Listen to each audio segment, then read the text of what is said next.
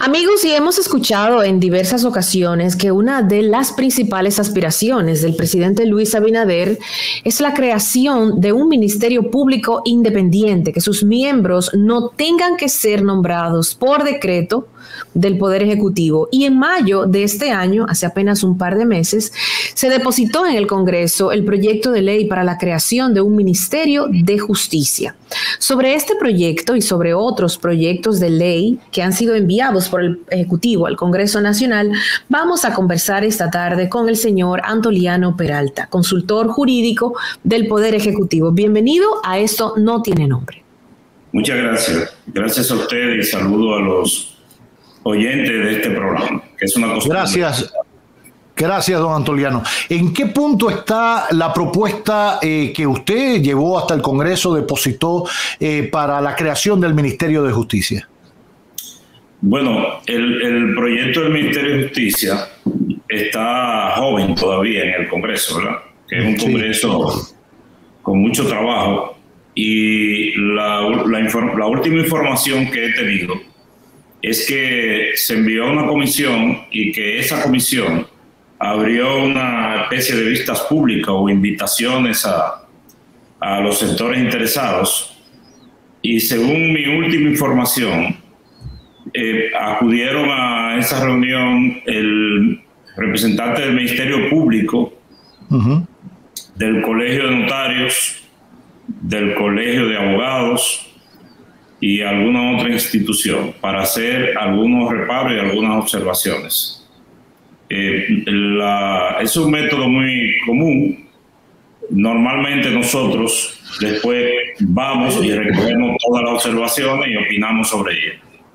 Ya, tengo entendido que en la fundamentación que se ha hecho, y creo que usted lo ha comentado en otra ocasión, ya el Ministerio de Justicia como tal fue una institución que ya existía en el aparato estatal y gubernamental de la República Dominicana, ¿no?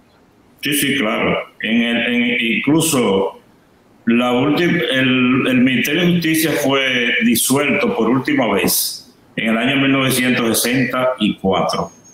Pero había existido antes como Secretaría de Estado de Justicia. En una ocasión existía la Secretaría de Estado de Justicia y Trabajo. Es decir, que ha estado combinado también con otras tareas, pero sí, el Ministerio de Justicia o Secretaría de Estado de Justicia no es nuevo en la República Dominicana. La última vez que se disolvió, se le dieron sus atribuciones al Ministerio Público. Y probablemente en ese momento era correcto, dependiendo del volumen de trabajo que tenía el Ministerio de Justicia o la Secretaría de Estado de Justicia y el propio Ministerio Público. Pero lo que nosotros entendemos es que se hace insostenible ya que el Ministerio Público tenga que cargar con esa mochila. Ya, para que la gente entienda un poquito, doctor, expliquemos porque realmente a veces nos quedan ciertos vacíos en la población y no sabemos distinguir qué es la Procuraduría, qué es el Ministerio Público. ¿Viene el Ministerio de Justicia a sustituir qué? A la Procuraduría, al Ministerio Público, para que la gente entienda los roles sucintamente y didácticamente, ¿no? Sí. Sé que esto deberá irse entendiendo poco a poco, porque lo primero es que el Ministerio de Justicia, aunque tiene en su fonética la palabra justicia, no es un órgano del sistema jurisdiccional.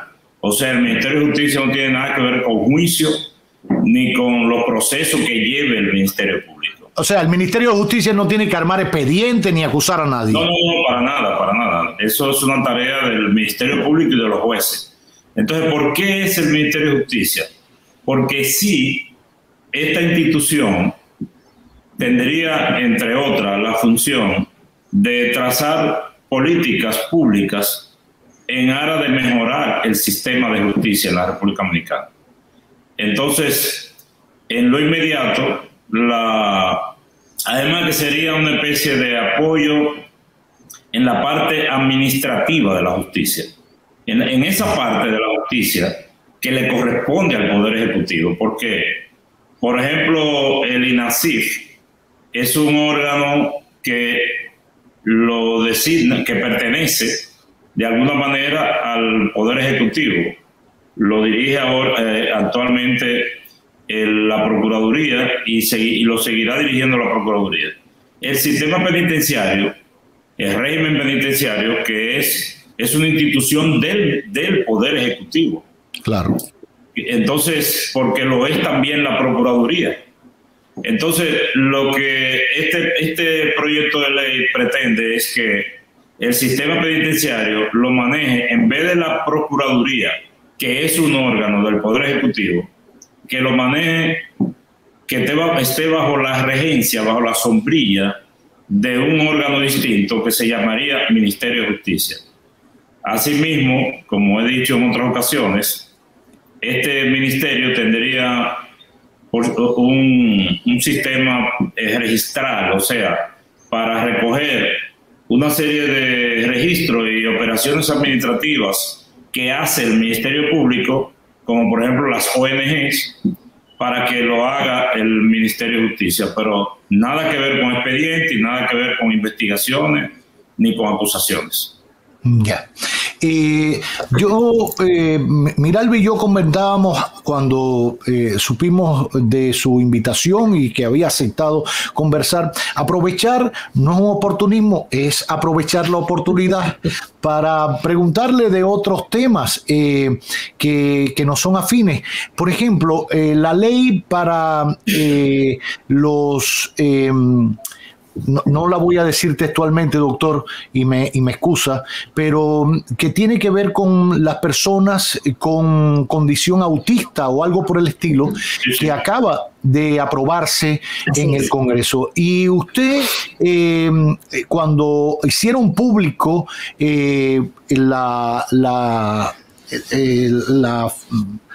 aprobación por parte del presidente, cuando lo refrendó la ley, cuando ya la hizo oficial, ustedes publicaron, la consultoría jurídica, ciertos reparos que iban a darle seguimiento con esta ley. Si bien se asumía, es lo que entendí, hacían el reparo de que había cosas que había que continuar trabajando. ¿Se ha ido trabajando en eso? ¿En qué consiste? No, miren, las leyes deben promulgarse. Cuando llegan a la consultoría jurídica, deben promulgarse por el presidente dentro de los 10 días de haber llegado, si no han sido un proyecto declarado de urgencia, y dentro de los 5, si ha sido declarado de urgencia. Esta había sido conocida de urgencia y por tanto teníamos un plazo encima para la promulgación o la no promulgación. Un equipo técnico de la consultoría entendió que esta ley tenía algunos elementos, que lo vamos a revelar posteriormente, que podían ser mejorados. Se estila que cuando eso ocurre, el presidente observe la ley y la envíe con esas observaciones, con esos requerimientos, al Congreso. Sin embargo, como hay tanto interés de la sociedad y del propio Poder Ejecutivo de que exista una ley que regule la situación de este tipo de personas con esta discapacidad, con esta condición, nosotros llegamos a la conclusión de que lo más favorable era promulgar la ley, porque estábamos contra las horas, o la promulgamos o no la promulgamos, porque tal vez con toda la carga de trabajo que tiene el Congreso, si observamos la ley, a lo mejor eso iba a dar lugar a que ha ocurrido otras veces con otro proyecto de ley que se han observado y han tomado un camino largo en el Congreso y no hay ley. Entonces, bueno, preferimos que haya una ley, aunque tenga elementos que el Poder Ejecutivo entiende desde su punto de vista que deben ser mejorados. Entonces, lo que hicimos fue promulgar la ley y anunciar una comisión para revisar el proyecto de ley. Y eso está ocurriendo. ¿Cómo va ese proceso? de revisión? ¿Se están reuniendo y cómo sigue? ¿Esa revisión, lo que revisen, se someterá de nuevo al Congreso o administrativamente se trabaja en la ley? No. La comisión ya está dando los primeros pasos. No hay otra forma que no sea someter una modificación a la ley. Exacto. Con otra ley. Exacto, o sea, lo que ustedes ajusten o revisen en esta comisión, el resultado de eso será sometido como un nuevo proyecto de ley. Como un nuevo proyecto con los aspectos puntuales que nosotros entendemos que, y para eso estas observaciones que el equipo técnico aquí de la consultoría o la comisión, la idea es que la socialicemos con la Asociación de Protección a los Niños, a las personas autistas, con todos los sectores que tienen que ver con este tema, hasta que lleguemos a un afinamiento o una socialización lo más ajustada posible al criterio de todo el que tiene que ver con esto. Doctor Miralba. Sí, le quería preguntar acerca de otras reformas que el presidente Abinader había hablado hace ya un par de años. ¿Cuál ha sido el curso de estas reformas? ¿Cuáles están trabajando? ¿Cuáles se han trabajado?